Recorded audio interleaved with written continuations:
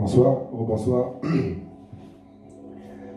Donc on a plusieurs questions par rapport au mariage. Voilà.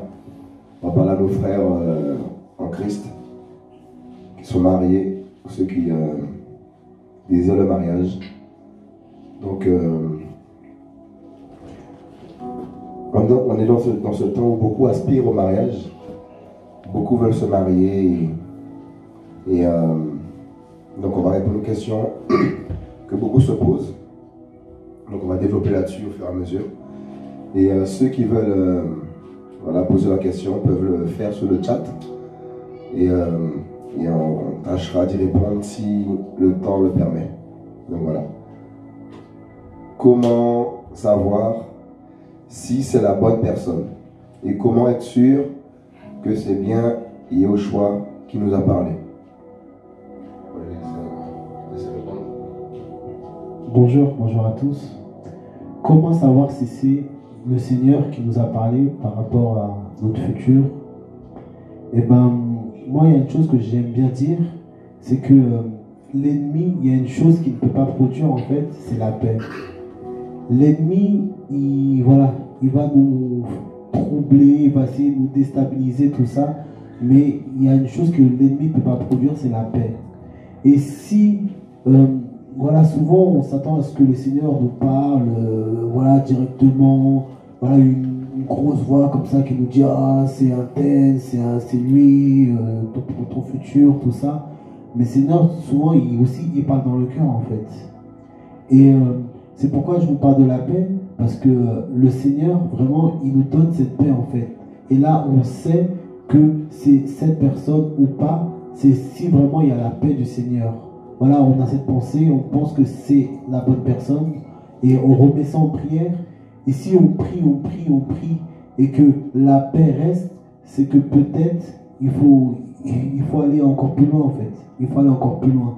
Et si on prie et on voit que c'est compliqué, voilà, il faut arrêter en fait. Il faut arrêter. Le Seigneur fait des choses. Il fait ça simplement en fait. Et c'est nous en tant qu'hommes, on se complique tout, on se prend la tête. Et je vous assure que le Seigneur, quand c'est le Seigneur, on le sait. On le sait. Il n'y a personne qui peut nous faire douter de ça. On le sait quand c'est le Seigneur.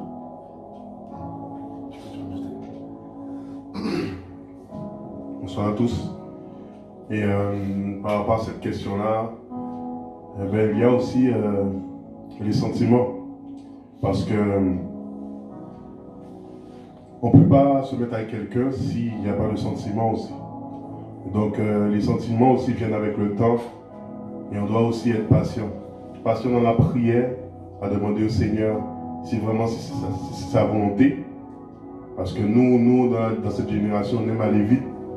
Comme dit un frère, on est comme une génération McDrive.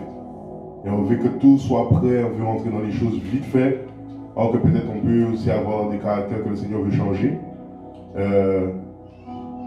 Avec lui tout au long de notre marche afin de ne pas retrouver ça dans notre futur couple, dans notre futur projet. Et c'est vraiment que je suis interpellé par la patience aussi. Parce que nous sommes des jeunes, on parle à beaucoup de jeunes qui certainement aspirent au mariage. Il faut prendre le temps en fait avec le Seigneur. Et le Seigneur nous parle, comme a dit mon frère, c'est la paix. Mais la paix aussi vient avec le temps. On voit si on a la paix avec le temps. Parce qu'une fois marié aussi, on est marié, on ne peut pas retourner en fait. Voilà pourquoi en fait il faut prendre beaucoup de temps avec le Seigneur dans la prière. Il ne faut pas être pressé. Voilà pourquoi il y a des temps aussi où on peut aller voir la personne, si on a des sentiments pour la personne, de lui dire. Mais ça ne veut pas dire que parce que tu lui dis que c'est déjà acté. En fait, tu dis à la personne et tu mets ça en prière. La personne aussi va prier. Et si ce n'est pas ça, ce ne sera pas ça. Le Seigneur ne va pas permettre. Mais si c'est ça, le Seigneur va vous accompagner de paix. Et les sentiments aussi vont naître. Voilà, naître de petit à petit. Et après, ça va plus loin. Voilà. Voilà. Amen. Moi, je pense que tout a été dit là-dessus. Sur quels critères un homme doit-il choisir sa femme? Donc le critère, c'est d'abord, on a vu Adam, lorsqu'il a vu Ève, il a vu l'intérieur, les os de ses os. Et ensuite, il a vu la chair après. Et, euh, et le problème de l'homme, c'est qu'on voit toujours en premier l'extérieur. La beauté, tout ça, les yeux, si c'est les yeux que tu veux, si c'est pas chocolat, marron, tout ça, gris. Et on peut être sous des critères qui sont complètement charnels et non spirituels. Parce qu'on n'épouse pas le corps ou le physique de l'homme ou de la femme. Parce que si on regarde bien les choses, le physique, il se dégrade. Vous voyez? Et l'esprit, l'âme, ça, en fait, c'est éternel. Donc, en fait, il faut épouser l'intérieur de la personne pour que ton mariage puisse aller jusqu'au bout. Vous voyez?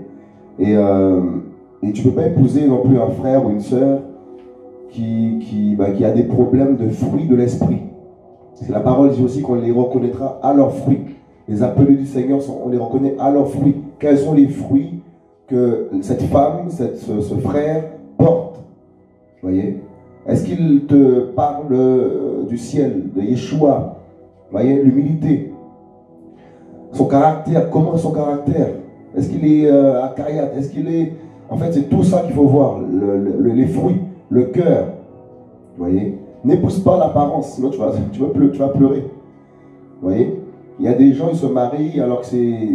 Dans les fiançailles, il y a déjà la bagarre. Dans les fruits, là, c'est compliqué déjà dans les fiançailles. Donc, il y en a qui persévèrent quand même dans leurs bêtises. Et ils vont jusqu'à se marier, aujourd'hui, ça pleure. Parce qu'on pense que... Voilà. C'est pas cela, en fait, qu'on doit regarder. C'est pas l'apparence. On regarde au cœur. Quel est son cœur? Tu vois? Vous voyez? Et on va prendre aussi un passage dans 2 Corinthiens 6. 2 Corinthiens 6, verset 14. Parce que si tu es converti, tu ne peux pas aller épouser un frère ou une sœur qui est un converti, qui est dans le monde, ou qui n'est pas sur la même longueur d'onde avec la parole du Seigneur, avec toi. Épouser un frère qui a une doctrine qui est complètement différente de la sainte doctrine que Yeshua nous a donnée. Ne portez pas un même joug avec les incrédules, car quel rapport y a-t-il entre la justice et la violation de la Torah? Mais quelle communion y a-t-il entre la lumière et les ténèbres? Mais quel accord a-t-il entre Machia et Bélial? Ou quelle part a le fidèle avec l'incrédule? Vous voyez? On ne peut pas se marier avec un incrédule, avec un païen.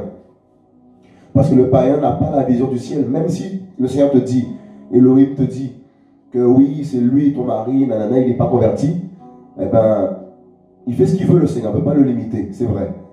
Mais, s'il est païen, tu ne peux pas l'épouser, soi-disant, parce que le Seigneur va le toucher plus tard. Non, non, non, non. La parole est claire, là, et tu vas pleurer. Tu vas pleurer. Il peut commencer à te battre, te frapper, ça existe, hein. Il y a des couples comme ça, là, c'est la violence. C'est compliqué, hein. Donc, prends ton temps par rapport à ça.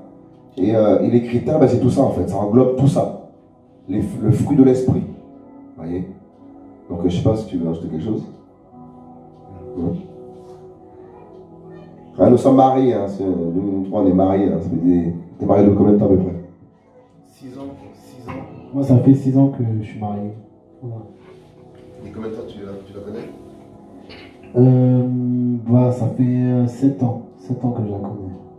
Et on va sur nos 6 ans de mariage, on a 2 enfants. Un garçon et une fille. Waouh.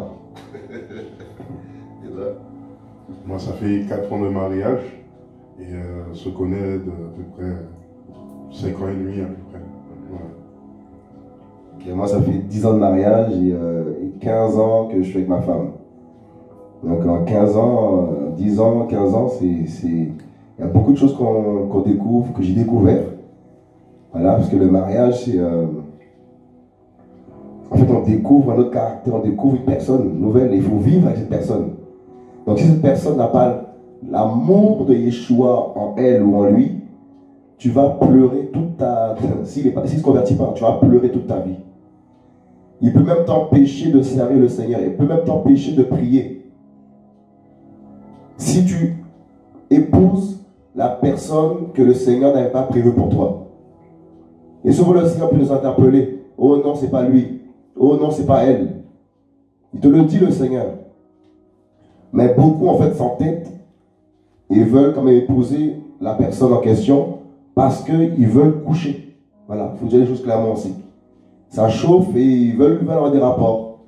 Sous prétexte que la parole dit dans 1 Corinthiens 7, vaut mieux se marier que de brûler.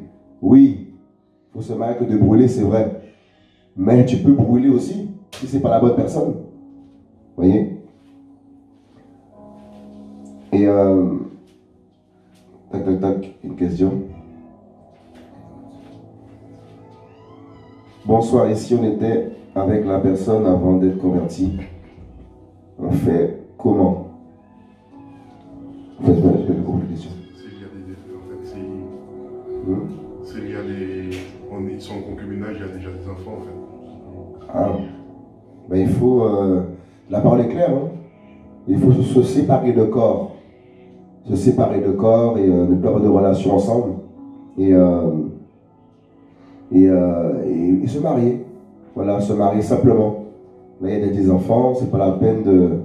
Enfin, si voilà, il y a des enfants, c'est compliqué quand même. Donc, il faut se séparer de corps. Et si vous vous aimez, ben, vous vous mariez. Et s'il a converti, il a converti ça, il a converti. Tac, tac, tac.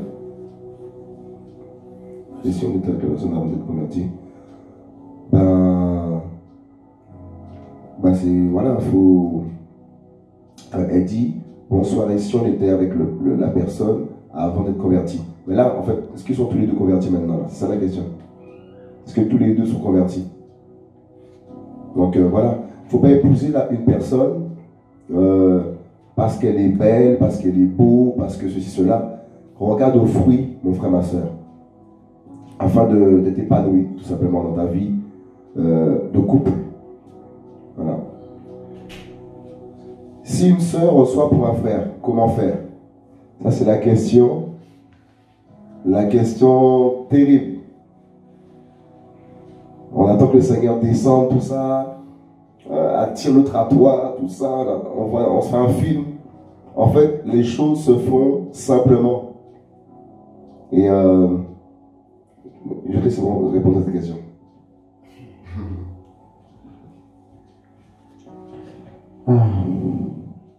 C'est vrai que c'est pas une question... En fait, elle est compliquée mais simple à la fois. Et souvent, le problème des hommes, c'est que des fois, les hommes là, on est étourdis. Et des fois, voilà, on a des sentiments pour une sœur. La sœur aussi a des sentiments pour le frère. Le frère, il est là, il prie en langue. Le frère, il est là, il médite. Le frère, il est là, il prie, tout ça. Mais quand il s'agit de parler maintenant, le frère, il bégaye. Le frère, il a plus de courage. Il est tout mou, il est tout mou. Et des fois, il y a besoin d'une sœur pour le secouer un peu, quoi. Pour le secouer, pour lui dire, hé, mon frère, Dieu a parlé. Dieu a parlé. Mais attention, il faut vraiment faire ça. Il faut vraiment être sûr à 100% que ce soit vraiment le Seigneur qui ait parlé avant de faire ça. Mais moi, par rapport à cette question, je me dis, des fois, en tant qu'homme, voilà, on est étourdi. On est étourdi, il faut dire les choses telles qu'elles sont. Des fois, voilà, on ne sait pas. Et des fois, une soeur peut aller voir le frère, voilà, lui faire un clin d'œil, hein, comme on dit, un appel de phare, ou je ne sais pas. Mais trouver une technique pour que le frère là se secoue un peu. Et voilà, parce que nous là, les frères, là, des fois, c'est compliqué dans le temps, c'est compliqué.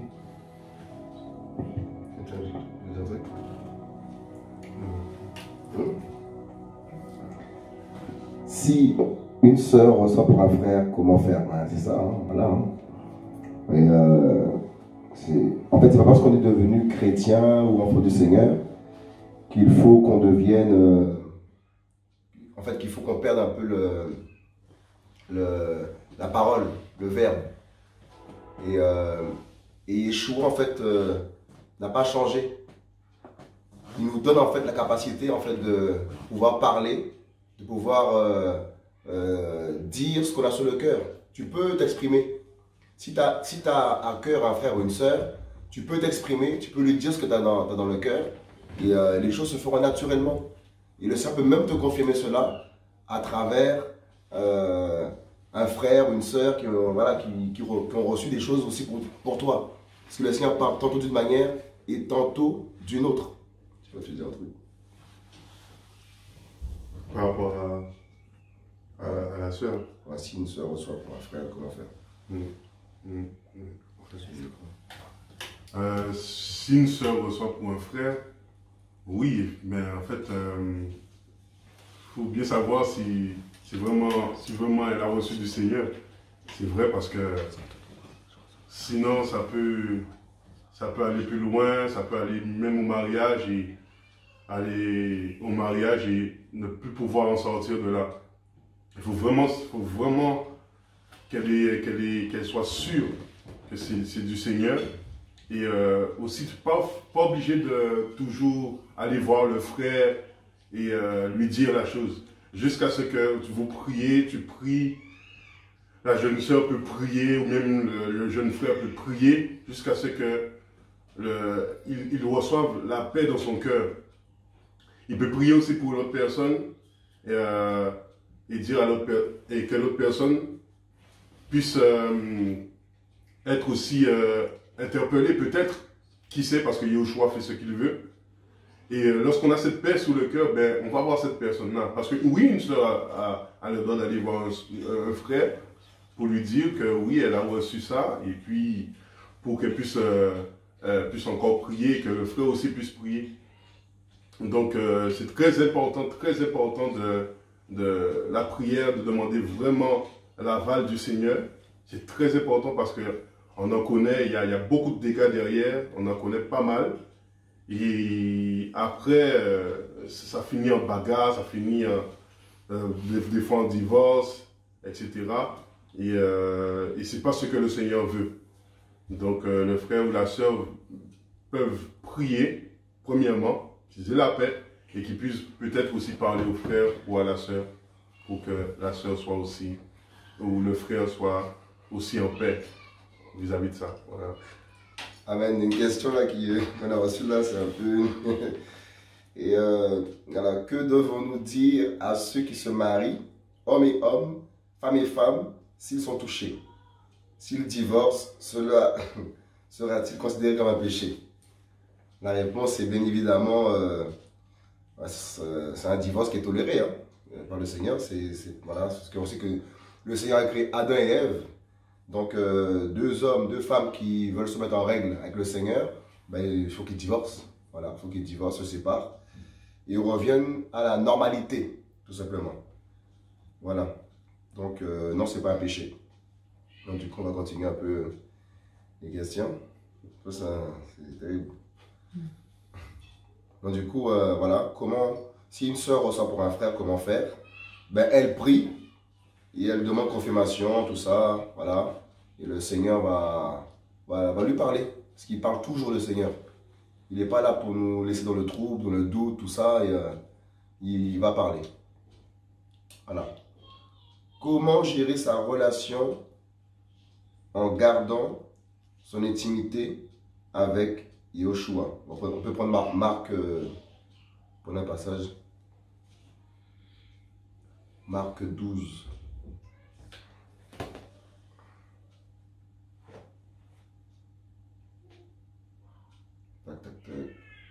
Marc 12, verset 30. Tu peux lire le Marc 12, 30. Et tu aimeras le Seigneur ton Elohim de tout ton cœur, de toute ton âme, de toute ta pensée et de toute ta force. C'est là le premier commandement. Et le second lui est semblable. Tu aimeras ton prochain comme toi-même. Il n'y a pas d'autre commandement plus grand que ceci. Et le scribe lui dit, « Docteur, tu as bien dit, selon la vérité, qu'Élohim est un, et qu'il n'y en a pas d'autre que lui. Et que l'aimer de tout son cœur, de toute son intelligence, de toute son âme et de toute sa force, et d'aimer son prochain comme soi-même, est plus que tous les holocaustes et les sacrifices. Et Yoshua, voyant qu'il avait répondu prudemment, lui dit, tu n'es pas loin du royaume d'Élohim. Et personne n'osait plus interroger. Et Yoshua, enseignant dans le temple, prit la parole et dit, comment les scribes disent-ils que le Mashiach est le fils de David? Car David lui-même a dit par le Saint-Esprit, le Seigneur a dit à mon Seigneur, assieds-toi à ma droite jusqu'à ce que j'ai mis tes ennemis pour le marchepied de tes pieds. David lui-même donc l'appelle Seigneur. Comment est-il son fils? Et une grande foule l'écoutait avec plaisir. En fait, c'est plus le verset 30 qui nous intéresse particulièrement. Tu aimeras le Seigneur ton Elohim de tout ton cœur, de toute ton âme, de toute ta pensée, de toute ta force. C'est là le premier commandement. Tu aimeras ton prochain comme toi-même. Il n'y a pas d'autre commandement plus grand que ceci. Wow. Donc voilà. Enfin, en gros, comment gérer sa relation en gardant son intimité avec Yeshua? Ben, en fait, c'est ça. Il faut aimer le Seigneur de tout son cœur, de toute sa force. Et ensuite, ben, ton prochain comme toi-même. En gros, comme tu vas aimer le Seigneur, premièrement de toute ta force, eh ben, ça va découler simplement sur ta relation, quoi, tout simplement. Il faut d'abord avoir l'amour du Seigneur en premier, tout simplement. Donc voilà. Voilà pourquoi c'est important de ne pas se précipiter dans le mariage, en fait.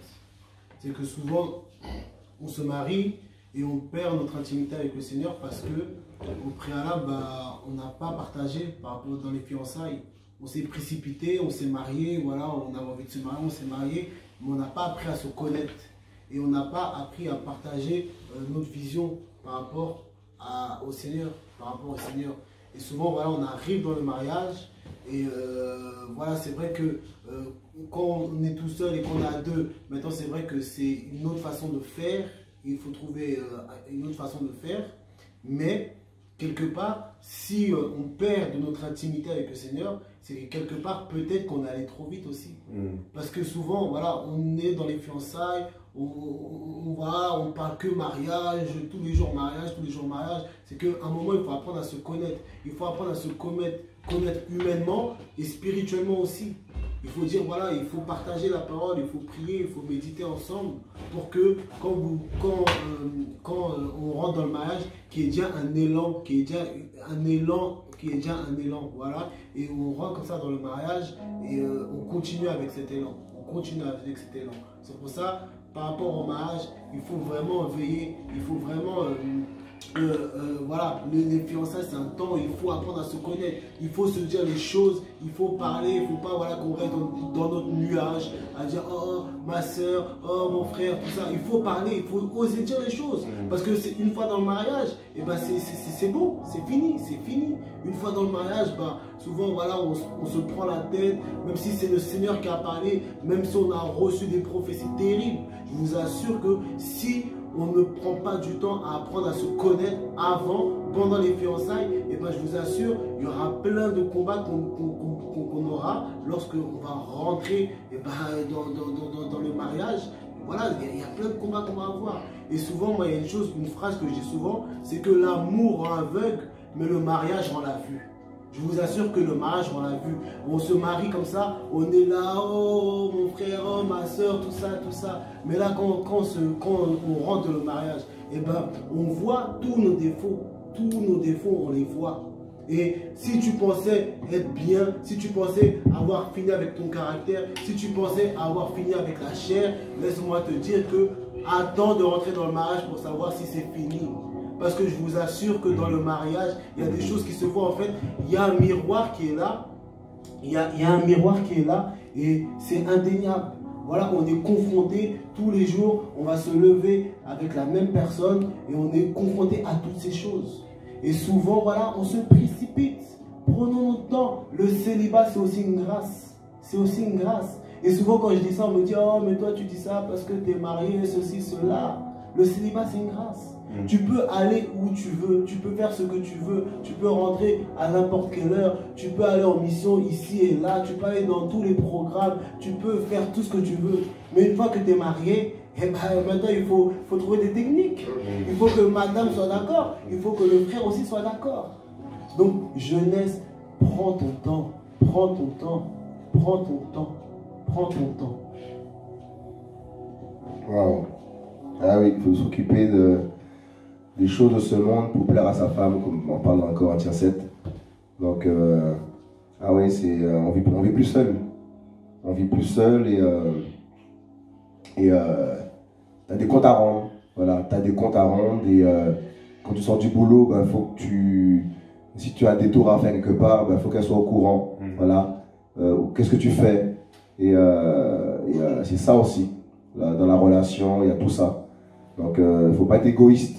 Parce qu'il y a des personnes qui sont égoïstes, ils font ce qu'ils veulent. Ils oublient qu'il y a une âme avec eux. Et imagine-toi que ta conjointe te fait la même chose. Alors, elle sort du boulot. En fait, il faut toujours penser, si elle fait ça, qu'est-ce que ça me fera? C'est ça aussi, c'est comme ça qu'il faut qu'on réfléchisse aussi. C'est ça aussi, aimer son prochain comme soi-même, comme on l'a lu tout à l'heure.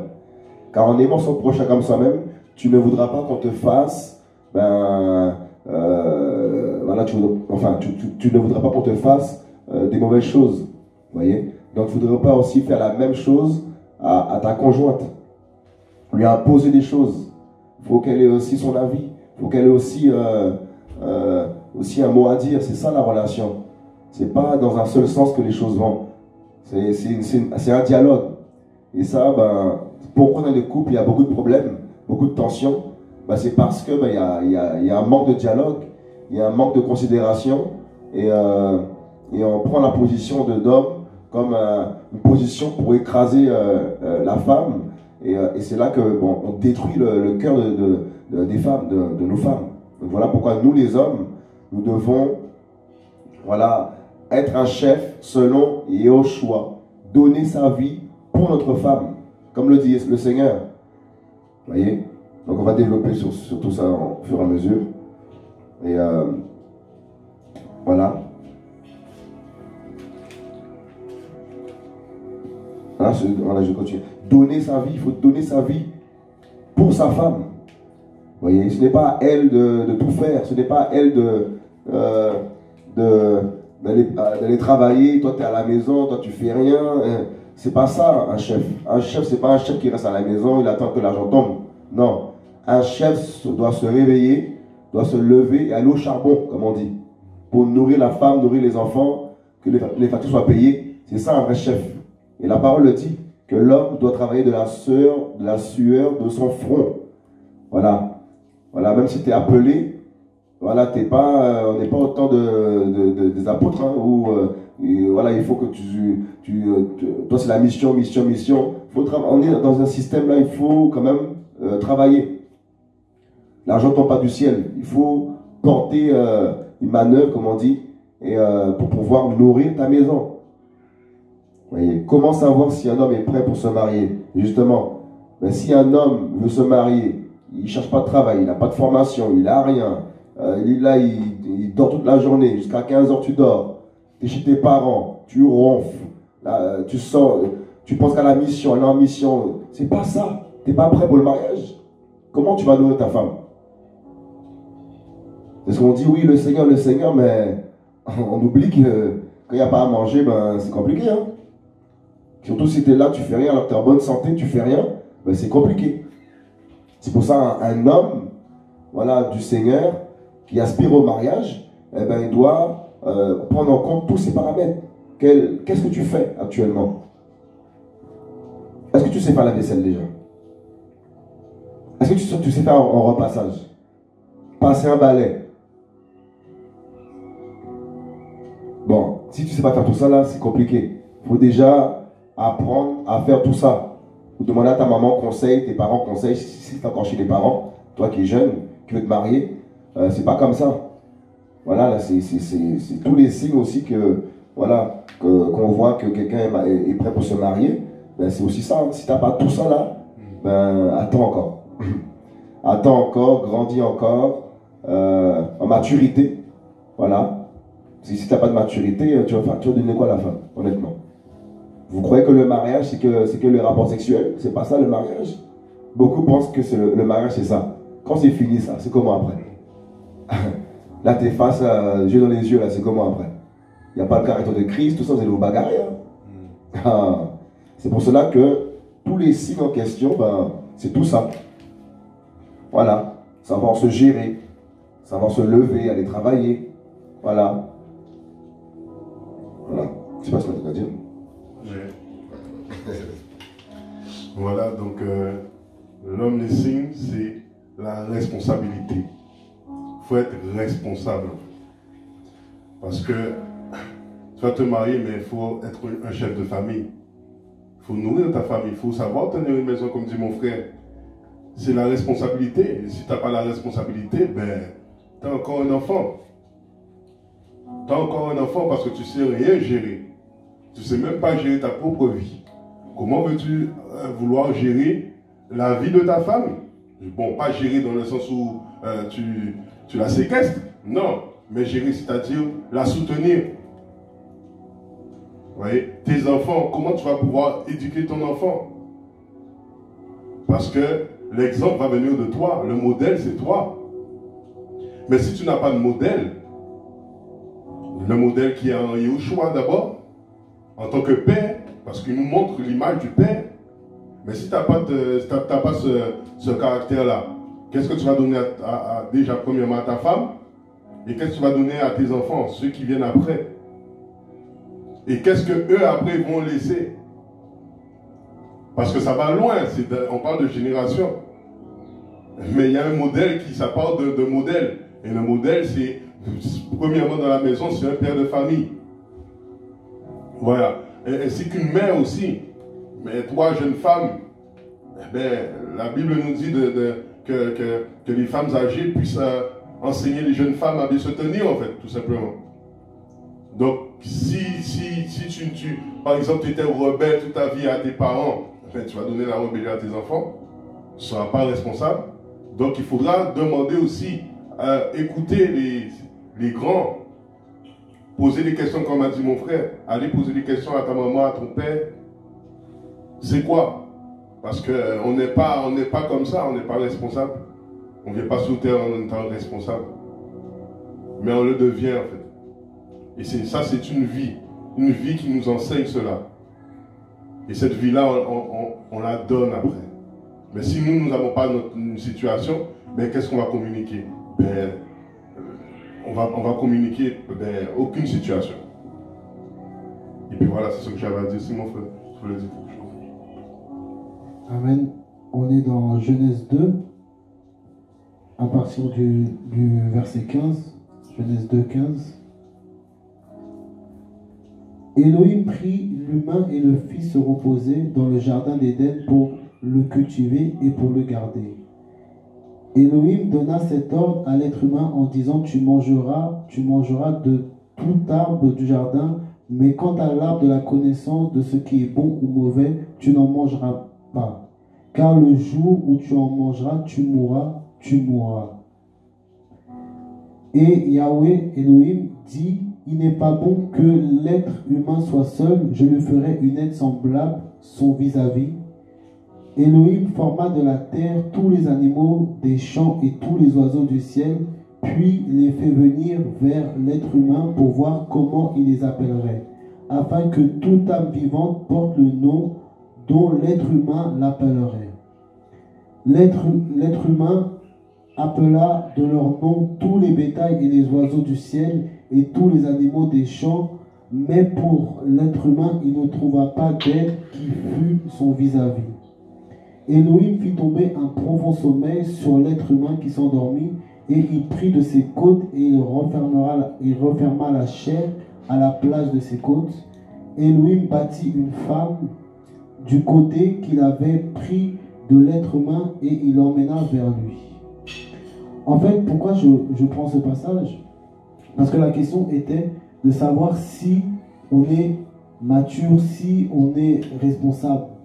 Et en fait, dans ce passage, on voit que quand on commence quand on lit à partir du verset 15, non, à partir du verset 18, Elohim dit, il n'est pas bon que l'homme soit seul, je lui ferai une aide semblable qui soit son vis-à-vis. Et après, on voit que le Seigneur fait passer en fait tous les animaux devant Adam. Et Adam avait pour rôle de nommer chaque animal. Qu'il soit dans les airs, qu'il soit sur la terre, tout ça, il avait ce rôle. Et Adam a accepté, il a fait. Et ça représente aussi, nous, en tant qu'hommes, souvent, voilà, on veut se marier, mais comme mes frères disaient, on ne sait pas faire le balai, on ne sait pas faire ci, on ne sait pas faire ça, mais on veut se marier.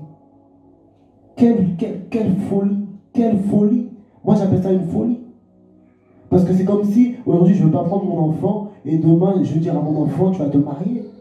Mon enfant, qui a 4 ans, c'est impossible. Et bien pour le Seigneur, c'est la même chose. C'est la même chose. Tu veux être responsable, mais tu ne sais même pas ce que tu veux faire dans la vie. Tu ne sais même pas, tu n'as même pas idée, tu n'as même pas un bout, rien du tout. Tu es chez toi, tu te lèves, tu dors, tu manges, tu participes même pas aux tâches ménagères à la maison, tu fais rien. Mais comment tu vas te marier? Quand les animaux vont passer, quel nom tu vas leur donner aux animaux? Qu'est-ce que tu vas faire? Qu'est-ce que tu vas faire en fait? Quand il y aura des difficultés, qu'est-ce que tu vas faire? Chez qui tu vas aller? Chez qui tu vas frapper? Tu vas chercher la solution où? Mon frère, si tu ne sais pas te gérer déjà, prends le temps. Moi c'est ça, c'est prends le temps. Voilà, c'est ma phrase aujourd'hui. Prends le temps mon frère. Parce que être chef, c'est quelqu'un qui... Tu dois être le modèle de ta famille. Chef, c'est pas comme on le voit ici, oh tu es assis comme ça et tu es là, et tu attends que madame fasse tout. Non. Le chef, c'est celui qui donne le modèle. C'est celui qui donne le modèle. Et après, c'est vrai que aujourd'hui, on est en 2020, et aujourd'hui que dans cette société, voilà, les hommes, les femmes travaillent. Donc, il y a dans la Bible, c'était un autre contexte. C'était la femme était à la maison et le mari allait labourer, il ramenait la nourriture à la maison. Mais aujourd'hui, si tu veux te marier et que tu demandes à ta femme de travailler, que ta femme travaille, et bien toutes les tâches, et ben c'est aussi toi. La serpillière, le balai, le repassage, les enfants, la douche, tout ce que tu veux là, tout. Il faut savoir. Et être un chef, c'est celui qui montre l'exemple. Et être un chef, c'est celui qui s'humilie, qui s'arabaisse. Même si tu sais que tu as raison, rabaisse-toi. Rabaisse-toi. Et c'est de là qu'on va voir que si tu es prêt ou pas. Et c'est là que la sœur aussi va voir si tu es prêt ou pas. Tout à l'heure, on parlait des fiançailles. On parlait des fiançailles. Voilà, tu peux être dans les fiançailles, comme ça, tu te dis, oh oui, c'est bien, tout va bien, tout ça et tout.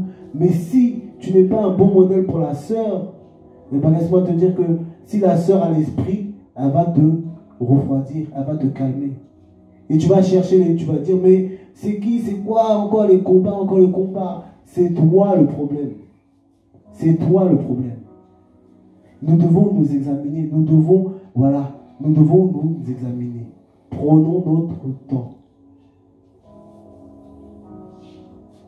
Amen. Il y a une question, on va continuer, qu'on a reçue. Voilà, bonjour frère, question sur le mariage. Comment savoir si c'est le temps du mariage quand on est jeune et toutefois encore étudiant? Il y a-t-il vraiment une condition sociale au préalable à avoir avant de s'unir avec quelqu'un dans le Seigneur? Alors on en a répondu un petit peu, on a répondu à cette question. Étudiant, donc la parole dit que l'homme quittera son père et sa mère, et ça se joindra à sa femme. En vérité, voilà, si tu es étudiant, déjà c'est délicat. C'est au niveau du temps. Parce que tu vas rencontrer la sœur. Tu veux lui dire que tu es étudiant. Tu veux te marier, mais tu vas prendre l'argent où? Il y a tout ça qui rentre en compte. Dans le sens où si tu souhaites, voilà, on peut se marier à la mairie simplement, il n'y a pas de souci. Mais en général, les gens invitent souvent les familles, tout ça, ils prennent un petit lieu, inviter la famille, tout ça, les repas. Donc il y a tout ça, il y a l'appartement, tout ça, les cautions, le loyer. Et en tant qu'étudiant, l'argent c'est compliqué, c'est juste une petite une bourse que tu as.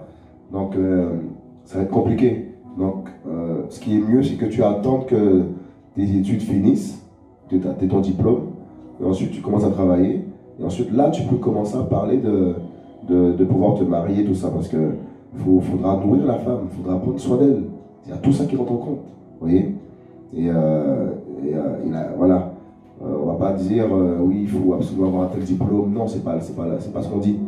Mais faut pas oublier que nous sommes dans un système, voilà, dans un monde où voilà, il faut quand même, voilà, se loger, tout ça, et les conditions des fois de logement, c'est pas évident. C'est pas évident, donc vaut mieux que tu te fasses tes études tranquillement.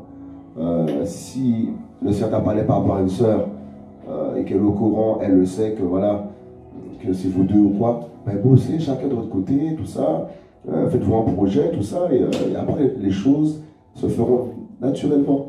Faut pas être pressé en fait. Même si la chair là, ça brûle un peu là, il faut la crucifier encore dans Yeshua. Prier, tout ça, et le Seigneur fera grâce. Une question.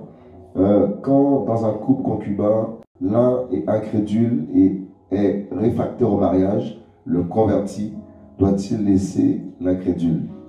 Donc on a un Corinthiens là-bas, là. 1 Corinthiens 7, verset 10. Mais à ceux qui sont mariés, je leur ordonne, non pas moi, mais le Seigneur, que la femme ne se sépare pas de son mari. Son mari. Là, on ne parle pas du concubin. Son mari. Vous voyez? Et si même elle s'en sépare, qu'elle demeure sans être mariée ou qu'elle se réconcilie avec son mari, c'est pour le mari. Que le mari aussi ne quitte pas sa femme.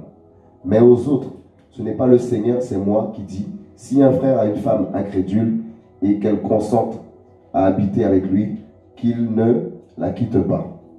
Si une femme a un mari incrédule et qu'il consente à habiter avec elle, qu'elle ne le quitte pas. Car le mari incrédule est sanctifié par la femme et la femme incrédule est sanctifiée par le mari. Autrement, vos enfants seraient impurs, mais maintenant ils sont saints. Mais si les crédules se séparent, qu'ils se séparent. Vous voyez? Le frère ou la sœur n'est pas esclave en pareil cas. Ouais. Néanmoins, Elohim nous a appelés à la paix. Mais, comme il n'y a pas mariage là, il ne faut pas que tu ailles avec lui. Tu ne donnes pas ton corps. Ah, c'est Rabbi ici qui a écrit ça. Tu ne donnes pas ton corps. Pas de mariage, non, c'est fini. Donc après, si lui veut partir, tu laisses partir. Si lui veut rester avec toi, ben, il faut le Seigneur. Hein. Voilà. Il faut qu'il y ait le Seigneur, comme le talent on l'a lu. Il ne faut pas se marier avec, comment dire, faut pas, voilà, on ne peut pas se marier avec un incrédule, c'est compliqué. C'est un autre jour, tu auras des problèmes, tout ça dans ta vie, la marche avec le Seigneur. Donc lui, il faut qu'il ait la parole. Il faut qu'il ait la parole et voilà, pour être heureux, hein, sinon c'est compliqué. Donc voilà. Et tac. Et si tu es marié avec un converti, toi tu t'es converti, lui il est pas converti, toi tu es converti, et il veut rester avec toi, ben, comme le dit la parole, hein, tu restes avec lui.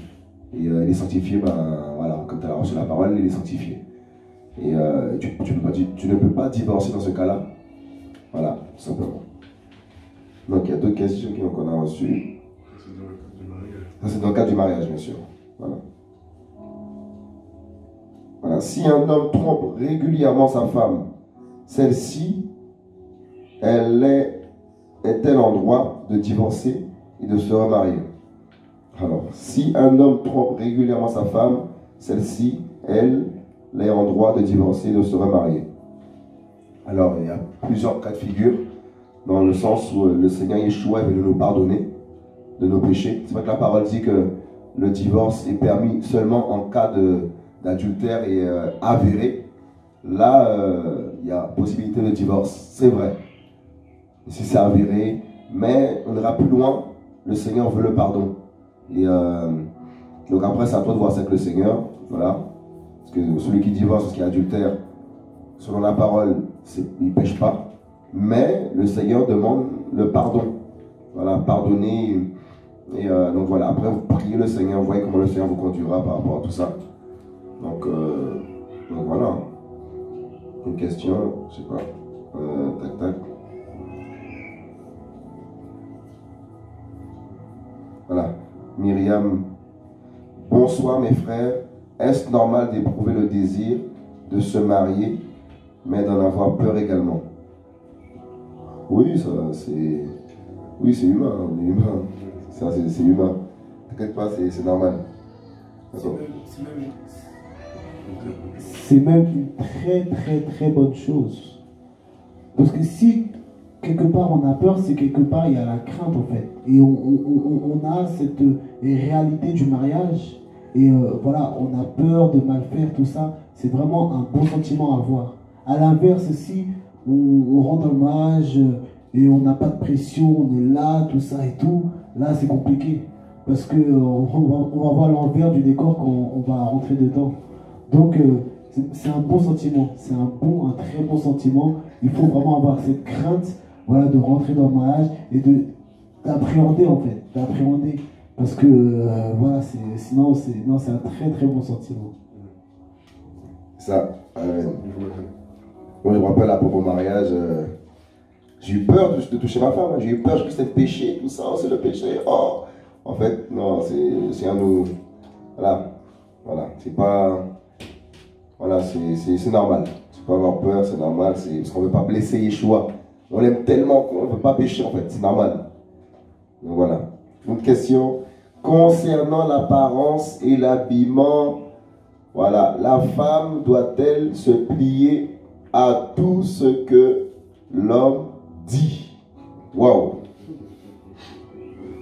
Concernant l'apparence et l'habillement, la femme doit-elle se plier à tout ce que l'homme dit? Ah, si c'est ça, là, c'est compliqué. Hein? En fait, si les vêtements de la femme ne sont pas de manière décente, si c'est serré, tout ça, on voit tout son derrière, tout ça, la poitrine, tout ça, tout le corps, tout ça, bien serré, tout ça, là, c'est compliqué. Si l'homme lui fait la remarque par rapport à ça, c'est normal. Parce que là, c'est compliqué. Elle peut faire même pécher les autres. Vous voyez? Elle peut être une occasion de chute pour ceux qui sont à l'extérieur. Donc là, c'est normal qu'elle écoute. Mais après, si c'est les goûts et les couleurs, tout ça, nanana, c'est une question de dialogue après. Hein. Voilà, comme moi, nous autres, on en parlera. Parfois, ma femme ne veut pas que je mette telle chemise, tel truc. Elle me dit, oh, je peux faire ça sur toi. Et puis, je change, mais pour elle, parce qu'elle aime bien voir celui-là. Tel costume, patati patata. Donc, et vice-versa, en fait. Parfois, c'est parce que l'homme veut voir sa femme habillée avec telle couleur. Donc, tu peux lui faire plaisir. C'est quand tu vois comme ça, là, il dit, oh, son cœur bat. Vous voyez, parce qu'on a des goûts, on a des couleurs, il y a des vêtements qu'on aime bien voir, que nos femmes ou nos maris puissent porter. Donc, du coup, là, il faut discuter, quoi, tu vois. Et, mais sinon, tu ne veux pas non plus, s'il te dit A, tu fais A, tu peux lui dire non. Par contre, tu as des goûts aussi. Tu as aussi des goûts. Mais pour lui faire plaisir, tu peux mettre telle chose. Voilà. Mais tout ça dans le dialogue. Il ne faut pas que tu sois là, d'accord, je fais. Ok. Non, là, tu deviens, c'est pas si compliqué. Et notre question, je ne sais pas si tu peux rajouter quelque chose par rapport à ça. Ouais, tout doit être animé par l'amour, en fait, tout simplement. L'amour, l'entend, ça ne dérange pas ta femme de t'écouter tous les jours. Par exemple, tu lui fais quelques remarques sur certaines choses et qu'elle le reçoive avec amour, elle le fait par amour pour toi. Voilà, mais après, il ne faut pas que tu deviennes un dictateur chez toi en habillant ta femme comme si c'est une poupée de mannequin. Autant se marier comme ils font les inconvertis avec des poupées. Mais là, c'est pas une poupée, c'est quelqu'un qui a un cœur, c'est une âme. Et il faut beaucoup de dialogue. Comme dit mon frère, l'amour mène au dialogue. Après, si ta femme est à l'aise, ben, tu dois aussi être en paix. Parce que tu vois que ta femme, ça lui fait plaisir. Donc, dès qu'elle pêche pas et tu vois que c'est quelque chose qui n'amène pas à faire pécher les autres, bon, ben, sois peut-être aussi patient envers elle et dis-lui simplement ton cœur et puis, voilà, fais-lui plaisir aussi, tout simplement. Vice-versa, la femme, voilà. Amen. Et je reviens à ce qu'on disait tout à l'heure, être un chef. Et par rapport à cette question, déjà moi j'ai une question à vous poser. En tant que frère, tu te plains de la sœur qui s'habille mal ou je ne sais pas. Mais est-ce que toi, en tant que frère, tu prends de ton temps pour faire les boutiques avec ta femme? Déjà. Est-ce que tu prends le temps? Parce que nous, les frères, là, c'est compliqué. On reste debout comme ça, on est fatigué, on boude, tout ça et tout. Mais est-ce que tu prends de ton temps pour aller avec ta femme, pour maintenant faire les vêtements? Parce que oh, toi, tu te plains que ta femme s'habille mal. Mais est-ce que toi, tu prends de ton temps pour aller avec ta femme, pour aller faire les boutiques, là, hein, une journée comme ça, une après-midi? Est-ce que tu prends de ton temps pour? Parce que être chef, c'est aussi ça. Souvent, voilà, la femme s'habille mal, tout ça et tout, ou ça ne te plaît pas. Mais est-ce que c'est pas quelque chose que tu as vu chez une autre sœur? Parce que si c'est ça aussi, c'est un autre problème. Parce que si tu as vu une femme qui est habillée comme ça, et que maintenant tu regardes la femme comme ça, et tu dis, ah, j'aimerais bien que ma femme c'est comme ça, mon frère, c'est toi qui as un problème. C'est toi qui as un problème. Parce que là, tu convoites autre chose qui ne t'appartient pas. Donc si c'est ça, c'est un problème. Maintenant, est-ce que cette femme, c'est une femme du Seigneur? Est-ce que cette femme, maintenant, c'est une femme, je ne sais pas, qui est à la recherche de quelque chose? Parce qu'il y a plusieurs contextes. Mais si c'est une femme d'Élohim, eh bien le Seigneur lui dira comment s'habiller, comment se vêtir. Voilà. Et quand tout à l'heure on parlait des fiançailles, ça aussi c'est un sujet abordé pendant les fiançailles. Voilà. Wow. Et avant de répondre aux questions sur le chat, là, parce que ça défile, il y a l'engouement là. Et le mariage, c'est un sujet là, les gens pensent beaucoup à ça. Hein. Et une femme peut-elle se maquiller et mettre des boucles d'oreilles? Ça, c'est une bonne question, ça. Et des gens ils ont sorti des doctrines comme quoi, si les femmes se maquillent avec des boucles d'oreilles, elles iront en enfer, patati, patata. C'est pas biblique. Une femme, c'est pas un péché qu'une femme à outrance se maquille et mette des bijoux, boucles d'oreilles ou quoi. C'est pas un péché. On doit pas. Si toi, comment dire, en fait, chacun est libre à ce niveau-là, les gens sont libres. Les femmes sont libres de se maquiller ou pas. Mais je ne parle pas de manière à outrance, tout ça, comme on voit à la télé, tout ça, c'est compliqué. Voilà, tout ça là, c'est compliqué, les ongles qui arrivent jusque là, tout ça. Non, il faut quand même de manière décente, quoi, tout simplement. Mais c'est pas un péché. Tu ne vas pas en enfer parce que tu te maquilles. Donc si ton mari te dit ça, que tu vas en enfer, tout ça, t'es possédé si tu te maquilles, là il y a un problème. Voilà, c'est pas un péché. Donc voilà. Donc du coup, une question sur le chat. Le Seigneur m'a montré le frère qui est censé être mon mari, mais il ne se passe toujours rien. Attends, juste avant de répondre à la question, par rapport au maquillage et boucles d'oreilles. Je sais pas, en fait, chacun va miter à sa porte comme on dit, mais voilà, la femme a le droit de se faire belle pour son mari. Il n'y a aucun mal à ça. Il n'y a aucun mal. Si elle peut parce que le maquillage, c'est vrai que c'est un superflu, mais ça peut attiser l'amour de son mari. Vous voyez? Et on ne va pas demander à un homme de se maquiller, non, c'est pas possible. Mais la femme, elle peut se faire coquette pour son mari. Ça, c'est important. Pour conserver cette flamme-là. Parce qu'on voit aussi, oui, la femme dans l'esprit, mais aussi, il ne faut pas se leurrer que la femme aussi est dans la chair. Et que l'homme a une vue charnelle. Eh oui. Donc, quand une femme est belle, oui, le mari a vu ce qu'il y avait à l'intérieur, mais aussi le mari voit ce qu'il y a à l'extérieur tous les jours. Il ne faut pas que la femme se dénigre. Parce que aussi, il y a l'amour cet amour-là aussi, il peut être dégradé par rapport à ça aussi. Après, vous allez dire que oui, mais c'est pas ça le vrai amour. Ah, mais ça y contribue. Ah oui, ça y contribue. La beauté d'une femme, on dit que dans la Bible que Rebecca était une jeune femme très belle. Et Isaac aussi, il était très beau de figure. David, Et oui, tous ces gens-là, ils étaient très beaux. On dit que même il y avait, et je ne sais pas si c'est Rebecca qui avait un anneau. Bon, je n'ai pas dit d'aller faire des piercings, mais on voit qu'il portait des boucles d'oreilles et s'embellissait pour son mari. On voit que par rapport au mariage, ben, une femme peut se faire très belle pour le jour de son mariage. Et ce n'est pas un péché. Donc les doctrines là, ce n'est pas la doctrine du Seigneur. Pas la doctrine du Seigneur. Même le Seigneur, il est beau. Alléluia. Et nous sommes l'épouses. Et la Bible dit que l'épouse s'est parée. C'est ça. Donc il y a l'ornement, tout ça. Il y a les couronnes, tout ça. Vous voyez? Donc voilà. Toujours pour mettre la nuance et l'équilibre. Mon frère, toi aussi, tu peux te faire beau. Hein? C'est pas un péché. Tu peux aller faire les coins, là, comme on dit, tout ça. Tu peux t'habiller un peu, ça fait du bien. Tu sors comme ça, tu prends madame dans les bras, comme ça, tu sors. Voilà, on est fiers. Madame aussi est fière. Et alléluia, le Seigneur est bon, quoi. Le Seigneur est bon. Faut pas qu'on se cache derrière toutes ces choses, dire, nanana. Faut, voilà, soyons simples. Hein. Quand il y a quelque chose de beau, bah, voilà, on est content. Et voilà, voilà. C'est ça, tu peux prendre la main de ta femme. C'est pas un péché. Tu peux marcher dehors, tu peux tenir sa main, c'est pas un péché. Si tu es marié, mais si tu n'es pas marié, là, son corps n'est pas encore à toi. Donc, faut pas la toucher, tout simplement. Voilà. Et une question sur le chat, là.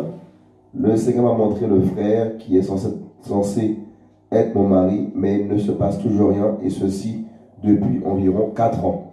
Parfois, je désespère, mais patiente encore. Là, c'est... Voilà. Patiente encore, prie encore, patiente, prie. Tout simplement. Et le Seigneur fera. Il fera pour ses enfants. Et voilà. Elisabeth, bonsoir les frères. Si tu as eu ton diplôme, mais tu veux encore étudier et qu'un frère se présente, est-ce que c'est quand même mieux de finir les études et après te marier?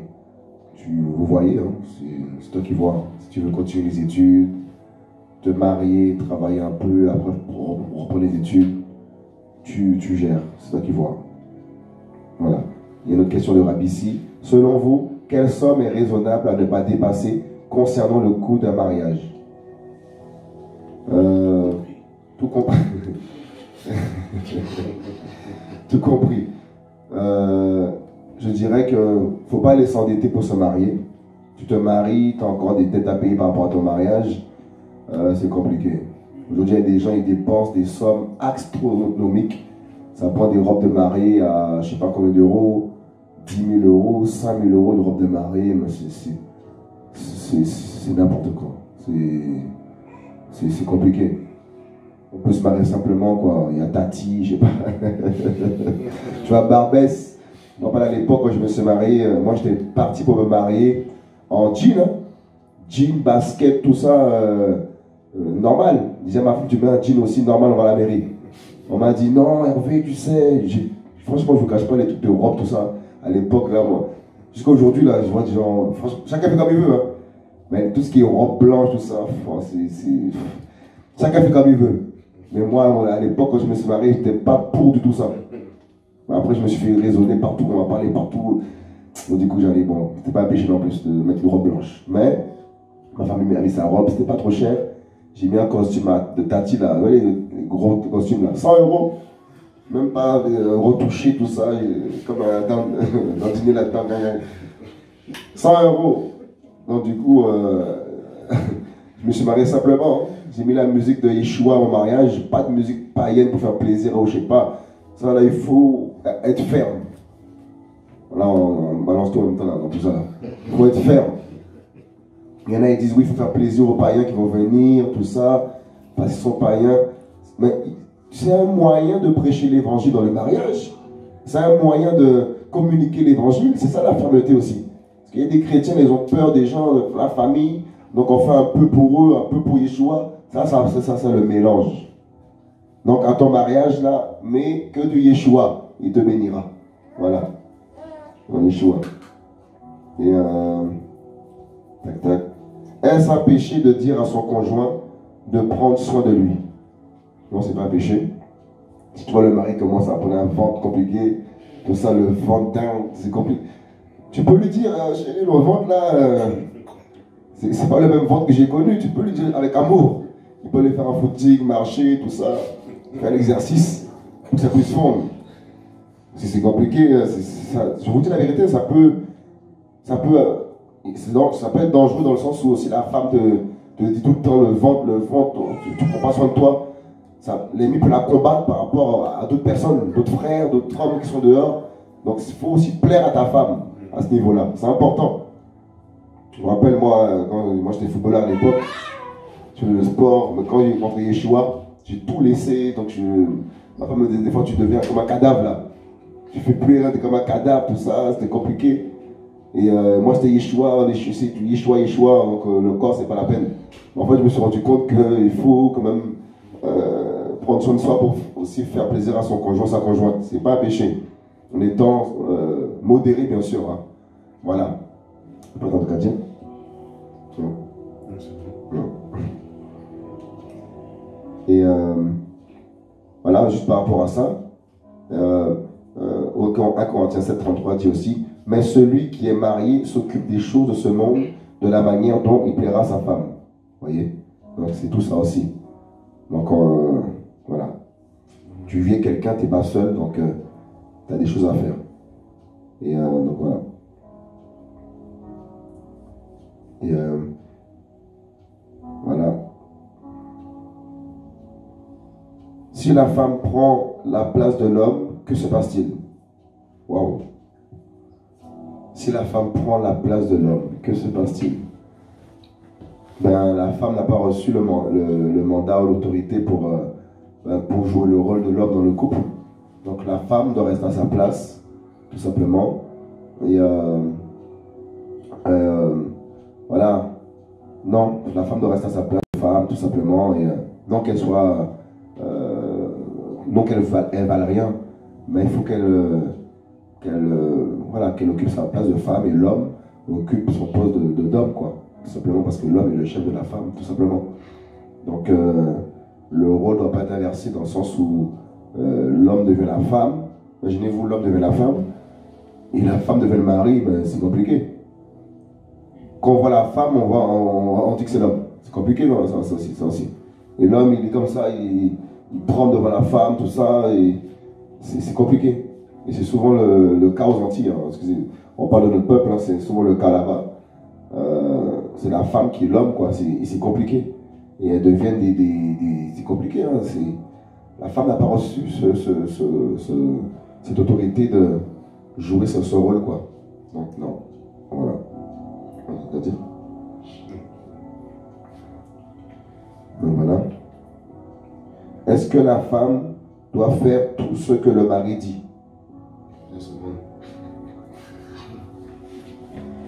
Si la femme fait tout ce que le mari dit, c'est de l'esclavage. Hein.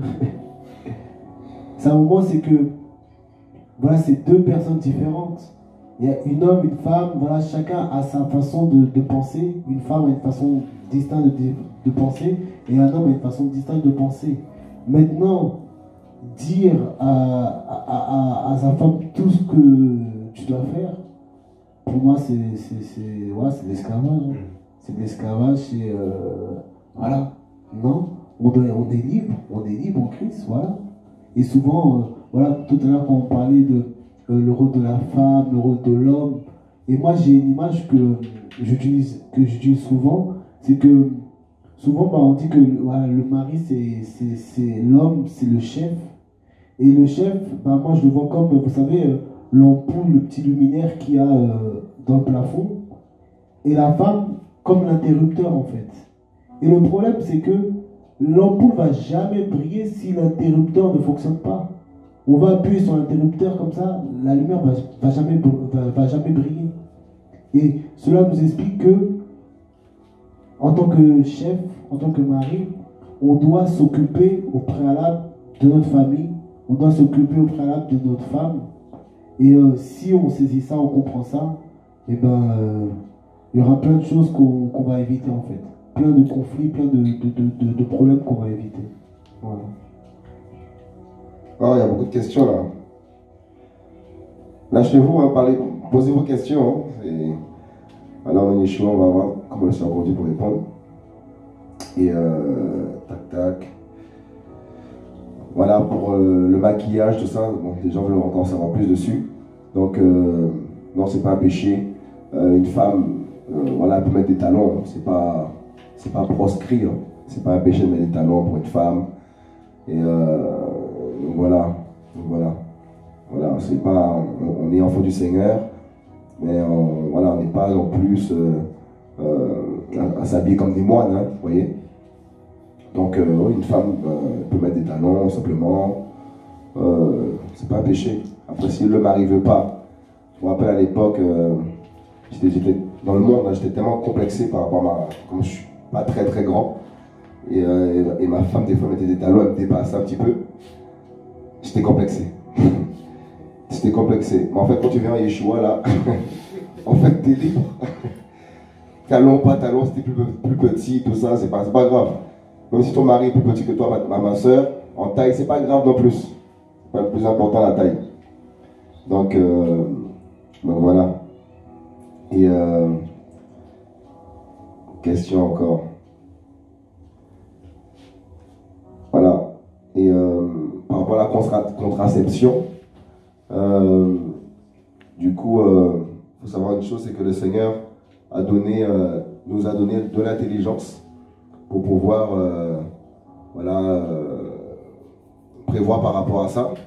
Et on voit même la femme, elle est conçue d'une manière où elle peut gérer par rapport à tout ça, quoi. Le corps humain, naturellement, est géré par rapport au cycle de la femme, tout ça, pour ne pas avoir d'enfants à telle période ou pas. Donc ça, c'est le Seigneur qui a créé ça aussi comme ça.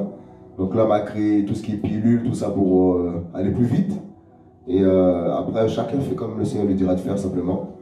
Et donc voilà, hein. Chacun fait comme le Seigneur lui dira de faire, tout simplement. Et est-ce que le Seigneur agrée l'utilisation des préservatifs dans le mariage? Bonne question. Et donc je pense pas que ce soit un péché. Non, c'est pas un péché d'utiliser un préservatif dans le mariage. Et donc voilà, tout simplement. Donc c'est pas un péché. Hein. Donc voilà, question. Tu réponds? C'est bon. Comment faire pour rencontrer quelqu'un si on ne fréquente aucune assemblée?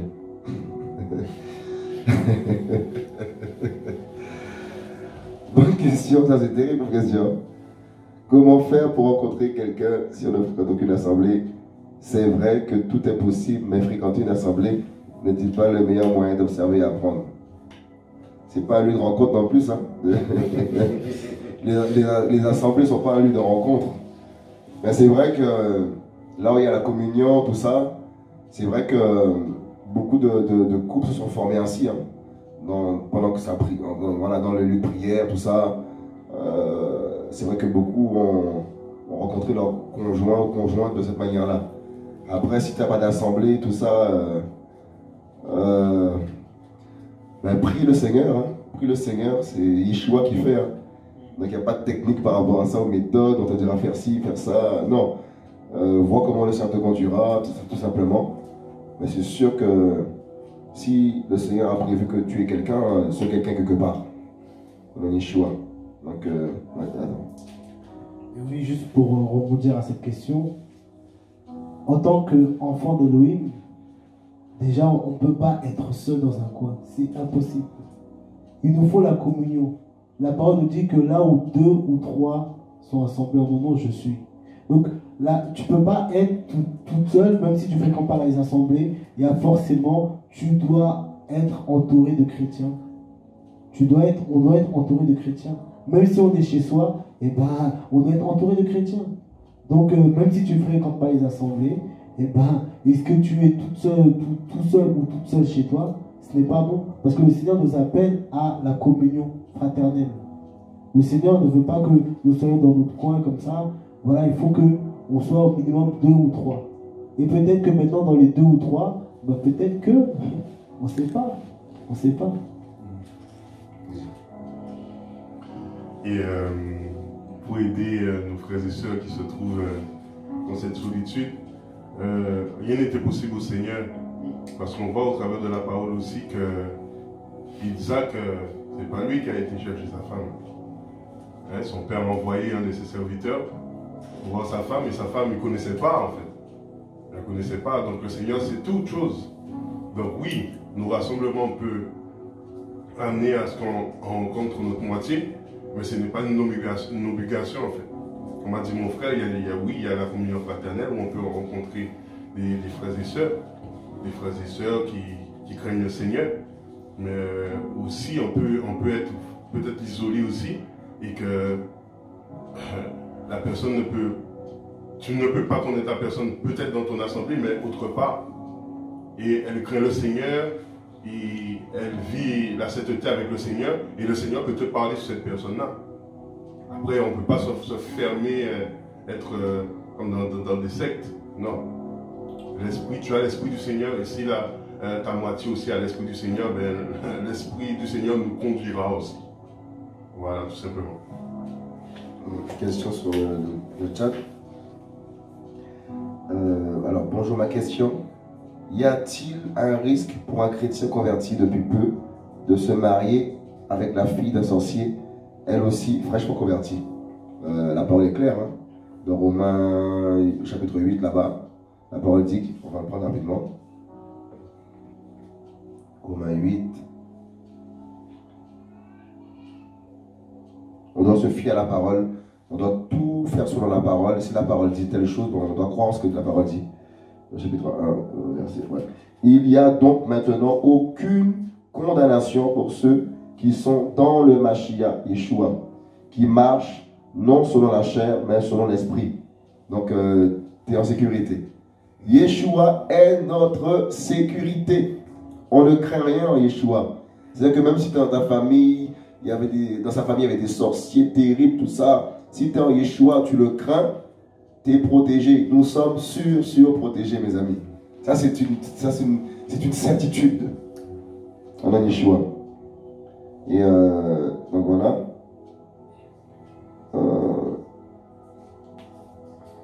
Est-ce qu'il y a d'autres questions encore?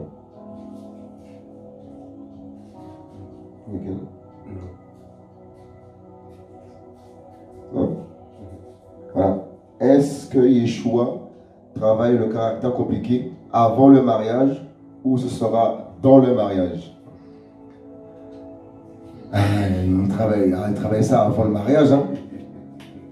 Parce que si tu te maries avec lui là, et tu attends que le Seigneur travaille dans le mariage ce caractère compliqué, tu vas prendre des coups. Il y a des couples qui se bagarrent, mes amis. Je vous dis la vérité, il y en a qui pleurent. Des fois, on reçoit des coups de fil, tout ça. Bagarre, tout ça. Et ça a commencé déjà dans les fiançailles. Donc, si dans les fiançailles, tu vois que déjà c'est compliqué, on te donne des coups, bagarre, vous n'allez pas aller loin comme ça. Vous allez vous tuer entre vous, là. C'est compliqué.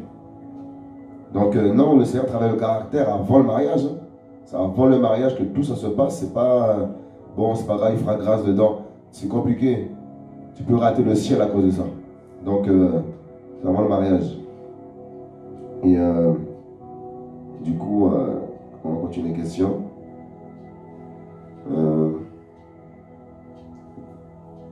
Tac, tac. Voilà. Qui doit travailler dans le couple? Qui doit travailler dans le couple? Alors, la femme peut travailler. La femme peut travailler. Le mari peut travailler. Voilà. Si ils sont en bonne santé, tout ça, les deux peuvent travailler. Il n'y a pas de... C'est pas écrit dans la Bible que oui, c'est l'homme, comme c'est l'homme qui est le chef, c'est à lui d'aller travailler, tout ça. C'est pas écrit.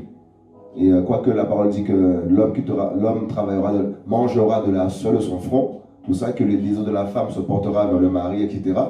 Mais voilà, la femme peut travailler aussi. Donc si elle a un beau diplôme, si voilà, on l'appelle à travailler dans telle agence ou quoi, elle peut aller travailler.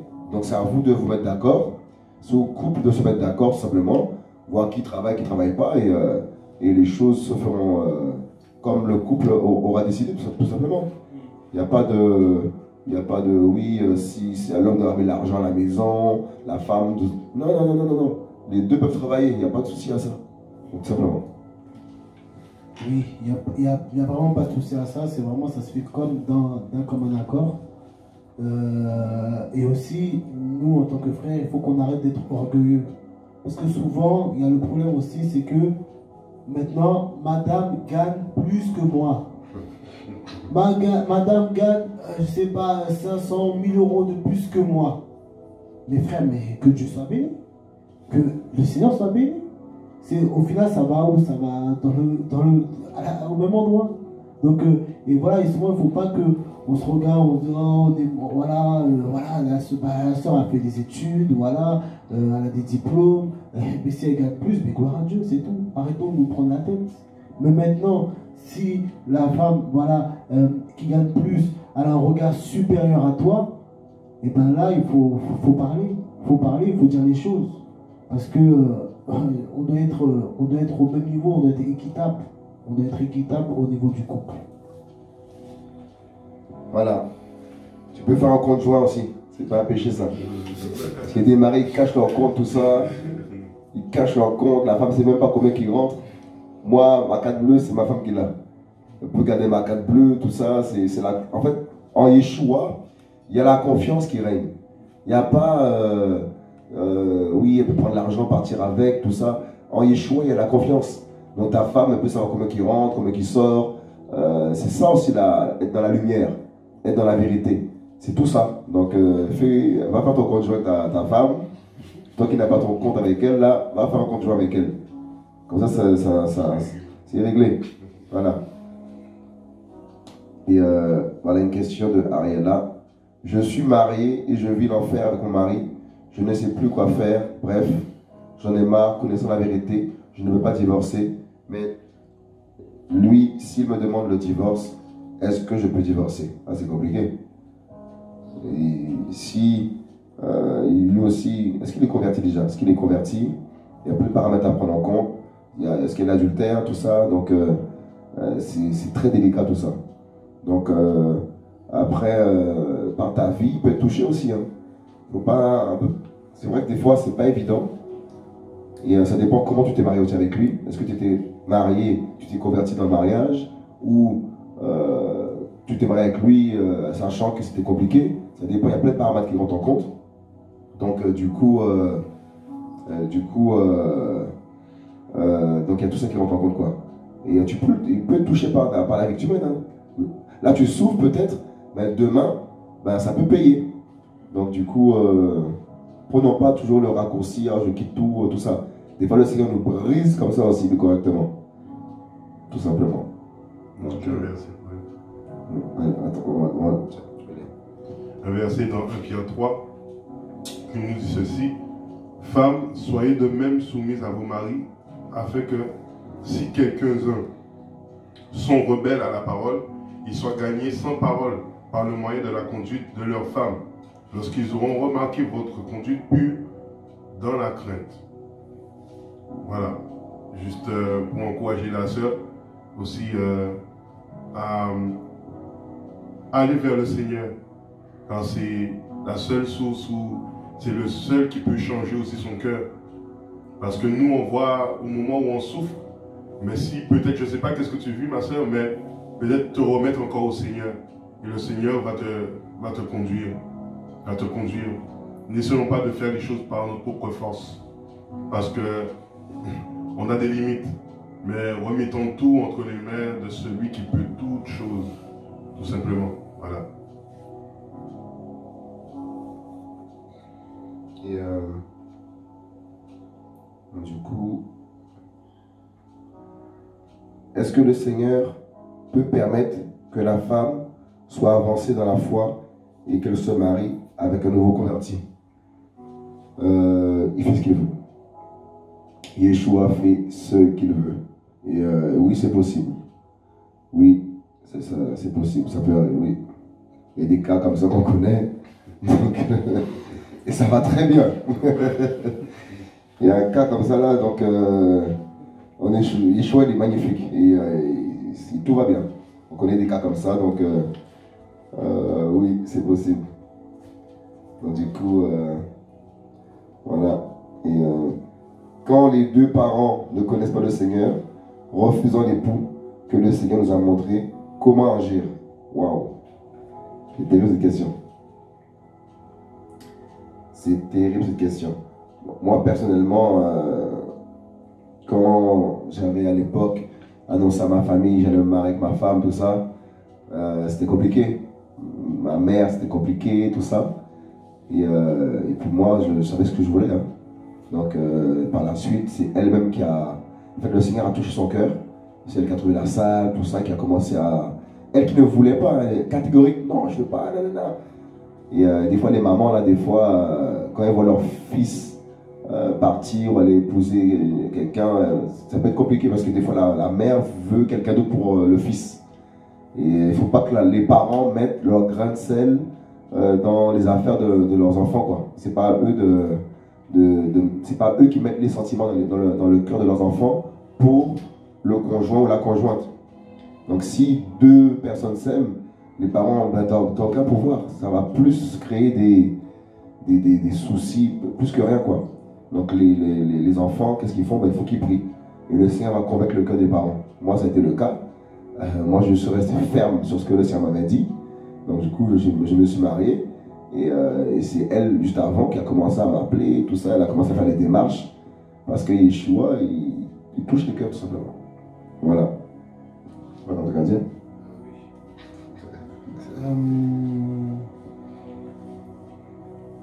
Je relis la question. Quand les deux parents ne connaissent pas le Seigneur, refusent l'époux que le Seigneur nous a montré, comment réagir?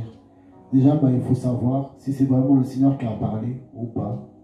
Et après, il y a une chose, c'est que même quand c'est le Seigneur qui a parlé, chez les parents, il y a toujours une réticence. Comme mon frère le disait, c'est que voilà, que ce soit un garçon ou une fille, voilà, c'est que les parents ont du mal à laisser l'enfant partir.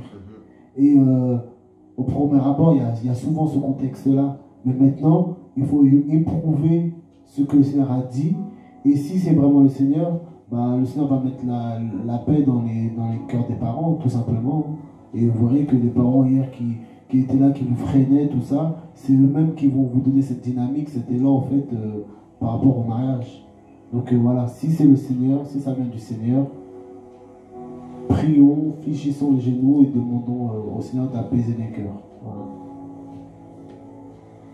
Comment un homme doit-il gérer sa famille et l'œuvre du Seigneur? Ça, c'est une bonne question. Là, c'est... Donc, il y a plein de paramètres qui rentrent aussi en compte. Si l'homme, par exemple, il est là que l'œuvre, il ne va jamais en vacances avec la femme. Il ne va jamais au restaurant avec elle. Jamais de cadeau. Et toi, c'est que l'œuvre. Forcément, ça va créer des problèmes de l'autre côté. Vous voyez? Ça va créer des problèmes de l'autre côté parce que il n'y a pas cet équilibre qui est là. Vous voyez? Il ne doit pas négliger sa famille. Il doit aussi sortir en famille. Et en fait, les deux doivent être faits, en fait, tout simplement. Un temps, tu vas en vacances, tout ça, tu prends du bon temps avec ta famille, tes enfants, vous bougez, vous découvrez autre chose, tout ça. Et de l'autre côté, tu fais l'œuvre du Seigneur. Ça va ramener l'équilibre et la femme elle va pas bouder. Parce que tu es un bon chef. Tu ne penses pas qu'à l'œuvre, tu prends soin aussi soin des siens. Vous voyez? Comme par exemple, moi, par exemple, je donne un exemple. Chaque année, je suis quelque part.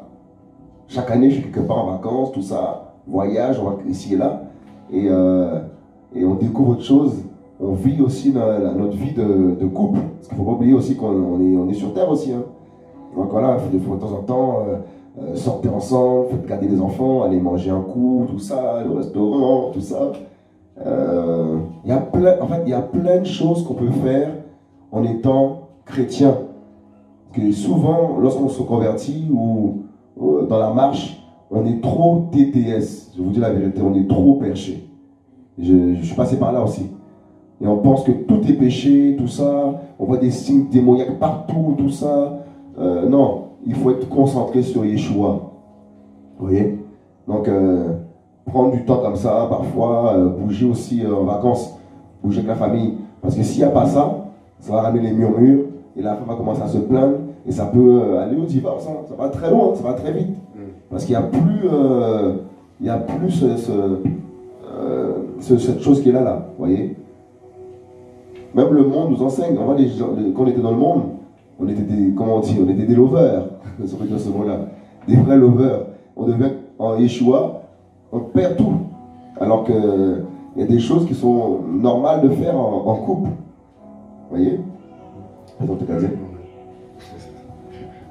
Et aussi, j'étais en train de me faire cette réflexion-là, en fait, en même temps que mon frère parlait. C'est comment un homme doit-il gérer sa famille et l'œuvre du Seigneur. Mais je me dis qu'on a déjà une première œuvre, qui est notre famille, que le Seigneur nous a confiée, parce que ce sont des âmes. Après, oui, le service, il y a le service qui viendra après avec en fonction de ce que le Seigneur nous appelle à faire. Mais il y a notre famille, et ça c'est très important. Très très important. Parce que la parole nous dit, je crois que notre frère nous l'avait lu tout à l'heure, c'est un passage que je peux prendre.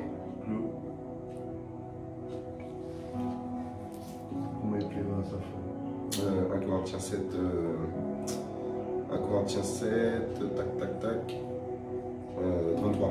Voilà. 33. Mais celui qui est marié s'occupe des choses de ce monde, de la manière dont il plaira à sa femme, et il est partagé. Donc le Seigneur sait très bien qu'il y a ta famille, et il y a aussi l'œuvre qui peut-être t'a confiée à l'appel, dans ce qui t'appelle à faire. Il le sait très bien. Et il nous appelle à l'équilibre. À l'équilibre, c'est-à-dire que par exemple, il y a un frère qui me posait la question que si par exemple ta femme est avec l'enfant et toi par exemple tu es en train de méditer et le Seigneur te demande de méditer. Tu fais ta méditation et ta femme t'appelle parce que ton fils est en danger. Est-ce que tu vas dire à ta femme, mais excuse-moi, mais le Seigneur m'a dit de méditer. Donc, l'enfant qui est en danger, là, c'est pas mon problème. Oh. Est-ce que tu penses que le Seigneur va adhérer à ce que tu as dit? Non. Pourquoi? Parce que ton enfant est en danger. Et il sait que ben, c'est une âme. Donc, il ne va pas t'en vouloir à mettre un petit moment la méditation de côté pour aller t'occuper de ton enfant. C'est pas possible. Parce qu'il sait que tu es partagé. Il sait que c'est pour un temps. Donc tu t'occupes de ta famille, mais tu as aussi le temps de retourner pour méditer. Et le Seigneur ne va pas t'en vouloir. C'est juste un exemple qu'on était en train de discuter avec un frère. Et si ça peut aider à la question, ben voilà, gloire au Seigneur. Alléluia. Principale problématique pour mes parents. Il est africain, moi antillaise. Ça passe pas. Ça là, oh là là là là. Ça c'est compliqué ça. Ça ne doit pas exister. Est-ce qu'ils sont chrétiens déjà? S'ils sont chrétiens tes parents, s'ils sont chrétiens, normalement ça c'est un péché. Hein. Ça c'est un péché parce que le Seigneur, il dit qu'il faut aimer son prochain comme soi-même. Donc si c'est un antillais ou africain, ça pour moi c'est le péché. C'est un chrétien raciste là, ça c'est pas le ciel. Hein. Si tu es raciste de l'Africain ou de l'antillais, ben ça là c'est pas normal. Il faut revoir l'amour de Yeshua dans le cœur des parents là, c'est compliqué. Ça ne doit pas avoir lieu, ça c'est barrières, c'est culture. Moi je suis africain, moi je suis antillais, nanana. En Christ, il n'y a ni juif ni grec. C'est écrit, hein. Nous sommes tous un en Yeshua. Donc voilà, il y a un problème. On ne peut pas se dire j'aime pas l'antillais, j'aime pas l'africain, ça c'est pas normal. C'est pas du tout normal. Et, ah non, ça c'est le péché ça. Et une autre question qu'il y avait tout à l'heure. Attendez, je reviens. Alors, si ma femme me compare souvent à un frère, est-ce normal? Ça, c'est le péché. Elle doit convoiter le frère, tout ça, parce que le frère, ben, il s'habille peut-être de telle manière, tout ça. Et c'est pour ça aussi que les hommes doivent aussi faire en sorte de aussi, ben, plaire à leur femme. Si la femme ben, fait des remarques par rapport à la manière dont tu t'habilles. Parce que être chrétien ne veut pas dire mettre n'importe quoi sur soi aussi. Du rouge, du vert, tout ça. Tu sors, tu ne poses pas tes dents, tout ça. Ta bouche, elle sent mauvais, c'est compliqué. Donc, ta femme, tu lui parles, tout ça, c'est compliqué. Si tu sens mauvais, là, c'est chaud. Il y a des frères, là, ils ne se touchent même pas, c'est compliqué. Les mêmes slips pendant une semaine, les mêmes slips, il y a un problème. Ah non, ça, il faut être propre. Un chrétien, il est propre. Hein. Il y en a beaucoup, ils sont vraiment sales. C'est parce qu'ils ont dit, ouais, il faut la simplicité en Yeshua. Non, non, non, non. Oui, il faut la simplicité, mais la simplicité, c'est la propreté aussi. Un peu de déodorant, tout ça, parfum. C'est terrible. Donc, il y a des soeurs qui souffrent. Il y a des soeurs qui souffrent beaucoup, là, et elles sont humaines. Donc, à un moment donné, le diable, là, il va commencer à attaquer. Ton mari sent mauvais. Il sent mauvais. Sa bouche sent mauvais. Il ne se lave pas. Il ne se douche pas. Non, non, non. Et à un moment donné, la femme, là, c'est compliqué. Ça peut être compliqué pour elle. Donc, c'est pour ça que le mari doit faire en sorte de plaire à sa femme. Donc, voilà. Vous voyez?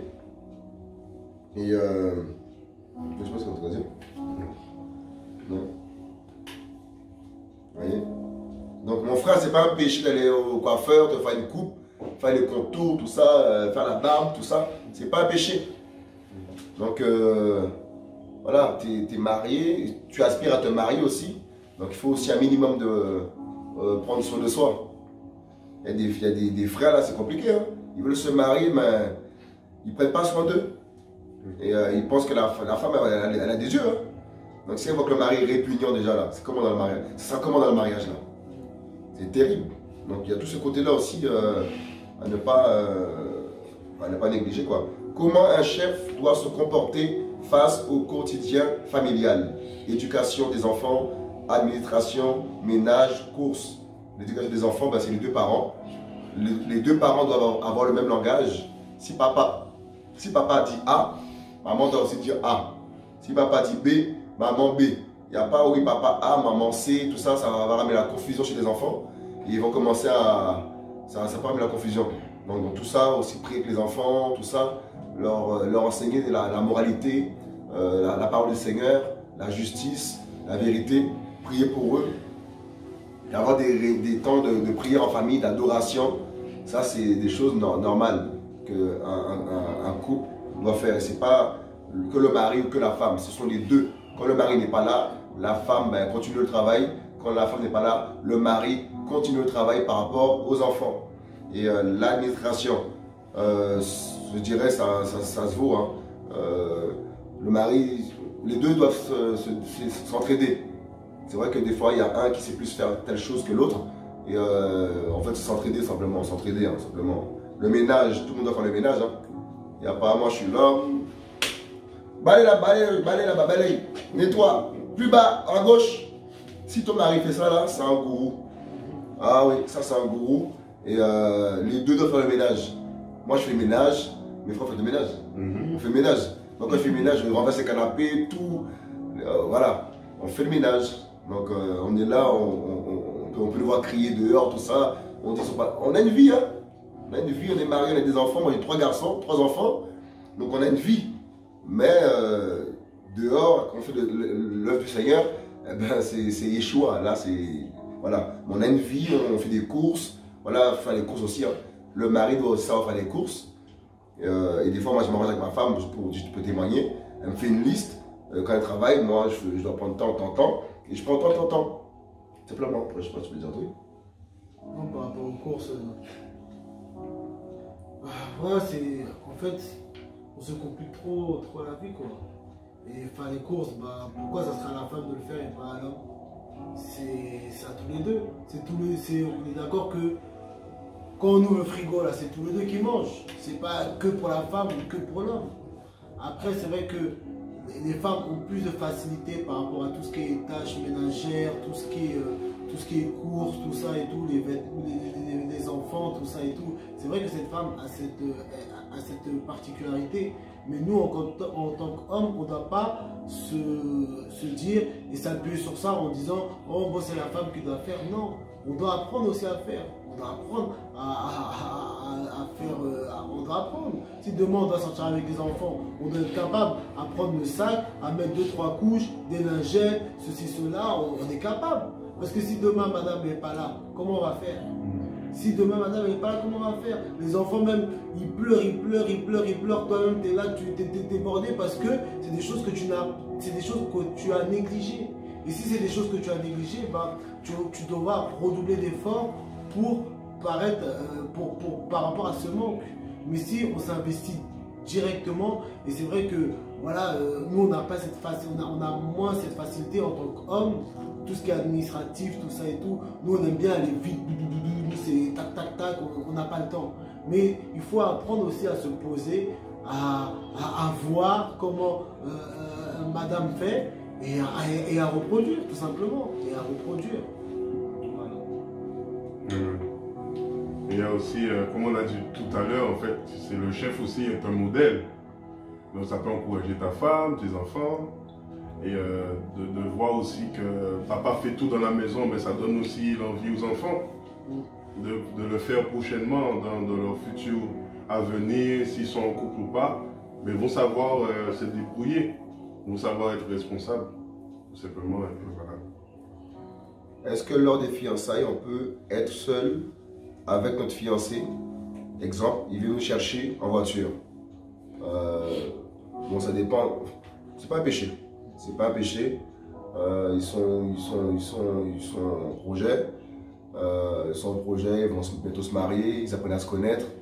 On ne veut pas non plus poursuivre les gens pour savoir qu'est-ce qu'ils font, s'ils sont en projet ou quoi. Ils connaissent la parole. Donc ils sont grands, ils sont matures et c'est à eux en fait, c'est à eux de garder la parole en fait en tout temps. Donc on ne dira pas que non, on monte pas dans la voiture, tout ça, non, on devient mystique, sinon.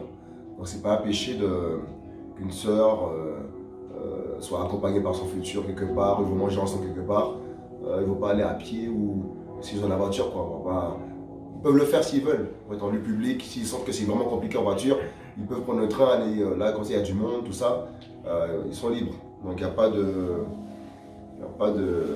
problème par rapport à ça. Et après, par rapport à cette question aussi, parce que souvent on parle des fiançailles, mais souvent voilà, on fait des fiançailles comme ça, je sais pas, en rapide, tout ça, et bon, toute la famille n'est pas forcément au courant, tout ça et tout, parce qu'il y a fiançailles et fiançailles. Là où les parents sont au courant, là où la famille proche est au courant, et que voilà, vous êtes vraiment fiancés, parce que la parole nous dit que c'est les parents qui marient, et c'est pas, voilà, c'est les parents qui marient, et si on est vraiment fiancés selon Yeshua, et si voilà, tout le monde est au courant, bah, on peut prendre la voiture, mais après, voilà, ne nous mettons pas dans des complications aussi, 23 h, on est tous les deux dans la voiture, tout ça, c'est compliqué aussi, c'est compliqué, donc on peut, mais il faut vraiment veiller par rapport à ça. Il faut vraiment veiller et faire attention parce qu'on est des hommes et voilà, on est faible. On est faible. Nous ne nous mettons pas dans des situations compliquées, complexes, où voilà, on va devoir se concentrer au maximum pour gérer nos pulsions, tout ça et tout. Voilà, faisons les choses sagement. Voilà, allons au restaurant. Bah, il faut aller au restaurant, il faut passer du temps ensemble pour apprendre à se connaître, tout ça et tout. Il faut, c'est bénéfique. Mais veillons, faisons attention. 23 h 30, tout ça dans la nuit, bon, c'est compliqué, c'est compliqué. Veillons par rapport à ça. Quoi faire si l'homme à qui nous sommes mariés nous a quittés avec 2 enfants pour partir vivre avec sa grand-mère et a refait sa vie, sort avec d'autres femmes? Waouh! C'est compliqué, hein. Ça c'est compliqué. Donc, comme on a dit tout à l'heure, c'est des cas très délicats. Donc du coup, si tu as des frères et sœurs qui peuvent te conseiller un peu plus proche de toi, ou avec eux, mais sinon, c'est compliqué. Voilà, comme la parole le dit, hein, le divorce, c'est en cas d'adultère avéré. Le Seigneur demande le pardon, mais après, si le mari il fait n'importe quoi, il s'enfonce dans l'adultère, tout ça, à un moment donné, tu vois que le Seigneur, qu'est-ce que le Seigneur te dit? Et puis voilà quoi. Voilà. On finit par là, mes frères et sœurs. on se dit à bientôt par la grâce du Seigneur et que le Seigneur fortifie chaque personne, chaque couple qui passe des moments difficiles. Et ceux qui sont encore mariés, attachez-vous au Seigneur et il est fidèle. Ne perds pas espoir. Si tu as reçu pour tel ou tel frère et tu vois que les choses ne se font pas, eh ben, prie encore. Le Seigneur est fidèle et il est patient. Encore une question. À quand veiller avec la jeunesse? Ça fait plusieurs mois que le Seigneur nous parle de ça, justement, et on verra. Hein. En plus, il y a les maladies, la corona, là. Les rassemblements, c'est un peu compliqué. Donc, du coup, on verra au moment venu comment le Seigneur nous conduit. Là, pour l'instant, le Seigneur nous conduit beaucoup à faire des émissions. Là, il y a quelques mois en arrière, c'était beaucoup les conférences. Donc, du coup, dans cette vision que le Seigneur nous a donnée, on essaye de vraiment être attentif à ce qu'il veut pour l'instant présent, tout simplement, pour ne pas courir ici et là. Mais c'est prévu normalement une veillée comme ça. On attend que le Seigneur confirme encore, par sa grâce, on Yeshua. Donc voilà. À bientôt. À bientôt. Ouais.